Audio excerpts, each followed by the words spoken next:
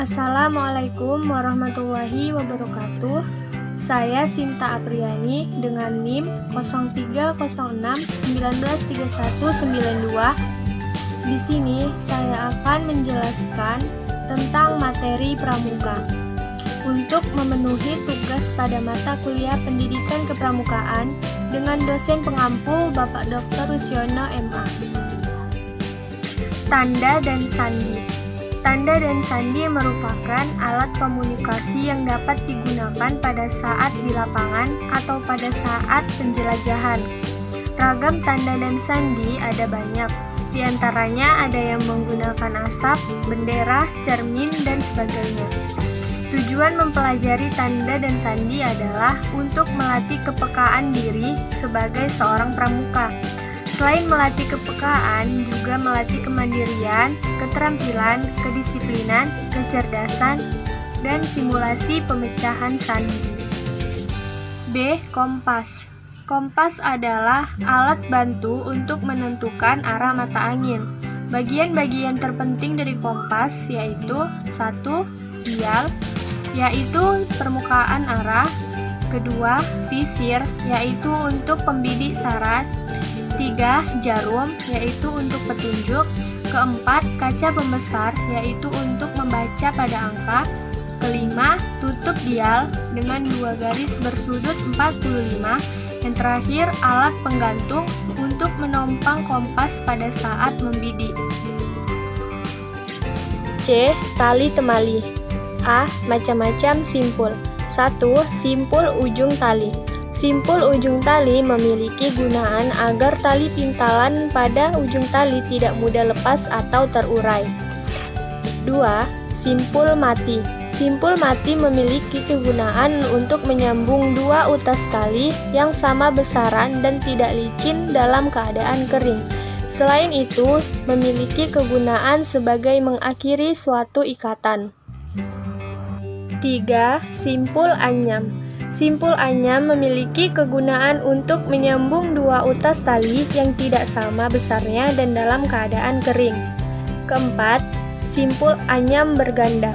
Simpul anyam berganda memiliki kegunaan untuk menyambung dua utas tali yang tidak sama besarnya dan dalam keadaan basah. 5. Simpul erat. Simpul erat memiliki kegunaan untuk memendekkan tali tanpa pemotongan. 6. Simpul kembar. Simpul kembar memiliki kegunaan untuk menyambung dua utas tali yang sama besarnya dan dalam keadaan licin atau basah. 7. Simpul tiang berganda. Simpul tiang berganda memiliki kegunaan untuk mengangkat orang dari atas ke bawah atau sebaliknya. Yang ke-8, simpul kursi. Simpul kursi berguna untuk mengangkut atau menurunkan benda atau orang yang pingsan. 9. Simpul penarik. Simpul penarik memiliki kegunaan untuk menarik benda yang cukup besar atau balok kayu. Yang ke-10, simpul pangkal. Simpul pangkal memiliki kegunaan untuk 1. Memikul ikatan. 2. Mengikat tali pada tiang. 3. Membuat tandu. Yang ke-11, simpul jangkar. Simpul jangkar memiliki kegunaan untuk 1. Membuat tandu dan menalikan plastik. Macam-macam ikatan. 1. Ikatan pangkal. Gunanya untuk mengikat tali ikatan pada kayu atau tiang. Ikatan pangkal ini juga dapat digunakan untuk memulai sesuatu ikatan. 2. Ikatan tiang. Gunanya untuk mengikat sesuatu sehingga diikat masih dapat bergerak leluas, misalnya untuk mengikat leher binatang supaya tidak bergerak. 3. Ikatan jangkar. Gunanya untuk mengikat jangkar atau benda lainnya yang berbentuk ring. Yang ke-4, ikatan rambat. Gunanya untuk menambatkan tali pada sesuatu tiang atau kayu dengan erat. 5. Ikatan tarik. Gunanya untuk menambatkan tali pengikat binatang pada suatu tiang, kemudian mudah untuk membukanya kembali. Yang ke-6, ikatan turki. Gunanya untuk mengikat sapu lidi setengah leher. Yang ke-7, ikatan palang. Yang Yang ke-8, ikatan canggah. Yang ke-9, ikatan silang. Dan yang ke-10, ikatan kaki 3. D. Semapur. Semapur adalah suatu cara untuk mengirim dan menerima berita dengan menggunakan dua bendera. Masing-masing bendera berukuran 40 cm x 40 cm. Warna yang sering digunakan yaitu merah dan kuning. Memilih tempat sikap saat mengirim berita dengan semapur. A. Pilihlah tempat dengan latar belakang yang konsentrasi dengan warna bendera yang berbeda. B.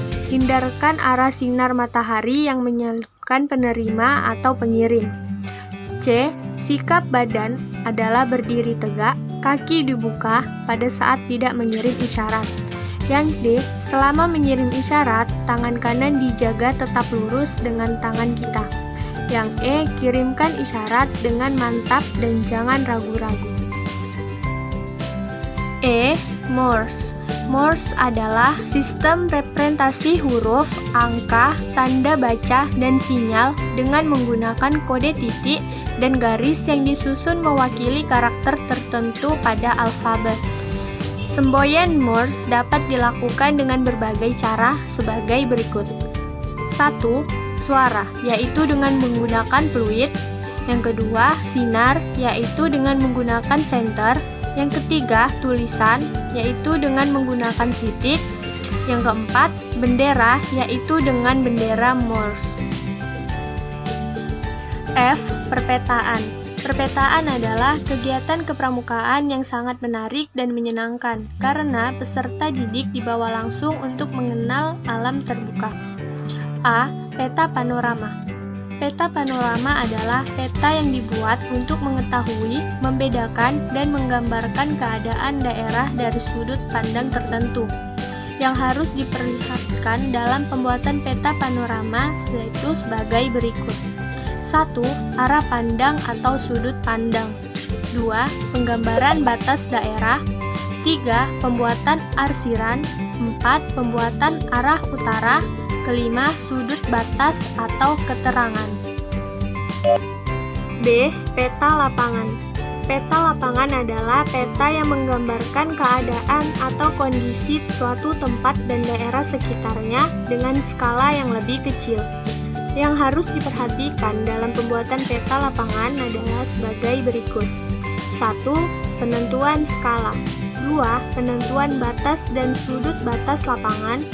3. Pengukuran jarak dari pusat ke sudut batas lapangan. Yang keempat, pembuatan gambar. C. Peta pita. Peta pita adalah gambar yang dibuat dari lembaran kertas atau gulungan kertas untuk mengetahui gambaran keadaan perjalanan yang telah dilakukan dari suatu tempat ke tempat yang lain. Yang harus diperhatikan dalam pembuatan peta pita adalah 1. Penentuan skala. 2. Penentuan keterangan dan peta jalan. Yang ketiga, tanda medan. 4. Penulisan arah utara dan waktu. Yang kelima, penentuan jarak dan batas belokan.